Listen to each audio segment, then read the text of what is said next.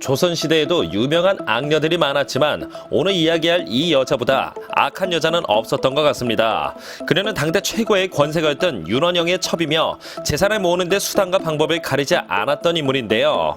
그녀는 바로 정난정이라는 인물로 머리부터 발끝까지 악한 여자였죠. 정난정은 양반과 관비 사이에서 태어난 인물로 어머니의 신분이 관비였던 탓에 자신도 천한 신분이었습니다. 그녀는 어린 시절에 신분이 천해서 그런지 매우 부당한 대우를 받으며 자랐는데 그래서인지 그녀는 자라면 자랄수록 노비의 신분에서 벗어나고자 부단히 노력했고 결국에는 문정왕후의 동생 윤원영의 눈에 들어 그의 첩이 되기에 이르렀죠.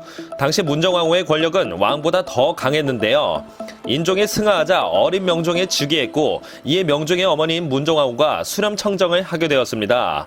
그래서 나라의 모든 권력은 왕이 아닌 문정왕후로부터 나왔고 따라서 그의 동생인 윤원영 또한 강한 권세를 손에 거머쥐게 되었죠. 당시 선왕인종의 후견인 역할을 했던 윤임 일파는 문정왕후가 수렴청정을 하며 이래라 저래라 하는 걸 못마땅해 했는데 그걸 눈치챈 정난정은 윤임 일파가 어린 명종 몰아내고 봉송군을 왕으로 옹립하려 한다며 문정왕후에게 거짓 고변을 하게 되었습니다. 그러자 크게 분노한 문정왕후는 윤임과 나머지 신하들을 모두 숙청하면서 을사사회가 일어나게 되었죠. 그렇게 사사건건 자신을 반대하고 괴롭히던 반대파를 싹 쓸어버린 문정왕후는 이때부터 정난정을 크게 신임하게 되었고 비록 첩의 신분이었지만 궁에 자유롭게 드나들 수 있도록 해줬습니다. 그러자 정난정의 기세는 하늘을 찌르게 되었고 총명했던 머리로 문정왕후를 물심양면 도와주며 둘은 더욱 가까운 사이가 되었죠.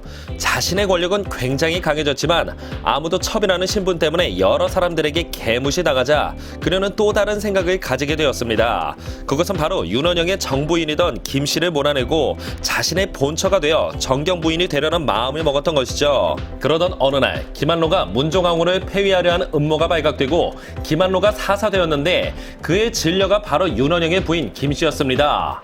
그러자 이미 김씨 부인을 김한로와 엮어버렸고 윤원영과 문정왕후의 묵인하에 김씨는 쫓겨나게 되었죠.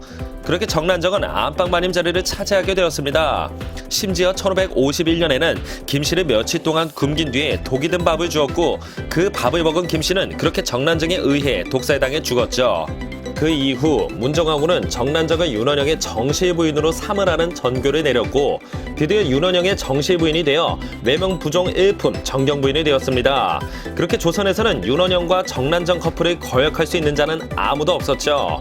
게다가 사실 정난정과 같이 윤원영 또한 굉장히 성격이 괴팍하고 폭력적이었으며 탐욕적이었습니다.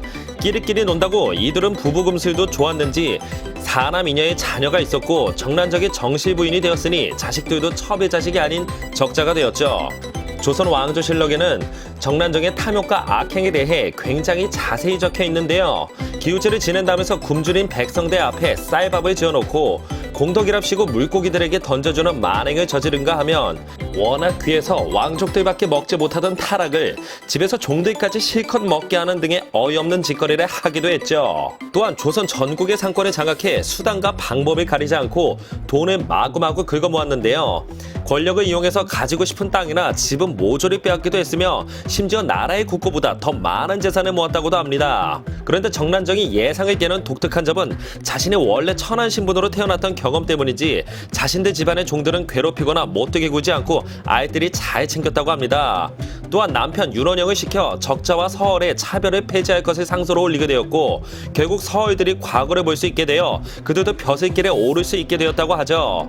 게다가 그녀는 불교 진흥에 앞장서기도 했는데 문정왕후에게 보우라는 승려를 소개시켜주기도 하고 문정왕후가 불교에 빠지게 해서 불교 진흥에 큰 역할을 하기도 했습니다. 덕분에 불교가 부흥하는 듯 했지만 문정왕후와 정난정의 권세에만 의존했던 불교의 부흥은 오래갈 수는 없었죠. 윤원영과 정난정의 권세가 끝없이 오르자 당시 그들이 흘리는 권력의 부스러기라도 주워 먹고자 하던 사람들은 앞다투어 윤원영, 정난정 부부의 자녀들과 자신의 자식을 결혼을 시키려고 항상 집 앞이 문전성시를 이뤘다고 합니다. 그런 만큼 다른 성리학자 사대부들은 정난정과 윤원영에 대해 반감이 굉장히 극심했는데요. 그들의 후연자였던 문정왕후가 죽기만을 기다리고 있었다 하죠. 그러다 1565년 어느 날 문종왕후가 불교 행사를 위해 목욕 재개를 하다가 갑자기 오한이 들어 사망하게 되었는데, 문종왕후의 죽음은 정란적의 끝없는 악행의 종지부를 찍는 마침표가 되기도 했습니다. 그녀는 신분도 천했으며 서얼들에게 벼슬길을 내주는 정책을 펼치기도 했고, 조선의 상업 자체를 뒤흔들며 재물만 쫓았으며 반대파를 무참히 살해하기도 했던 악명 높은 악녀였기에 문종왕후가 죽자마자 반대파들의 표적 1순위가 되었죠. 반대파들은 그동안 쌓여있던 울분을 터뜨리기 시작했습니다. 문종왕후와 정란정의 비호를 받던 승려 보호는 제주도로 유배를 가게 되었는데, 왕의 허락도 없이 제주 목사가 처형해버리기까지 했죠. 또한 그들은 윤원영을 벼슬에서 물러나게까지 했는데, 명종이 더 이상의 처벌은 하지 않자 윤원영 대신에 정란정을 탄핵하기 시작했습니다.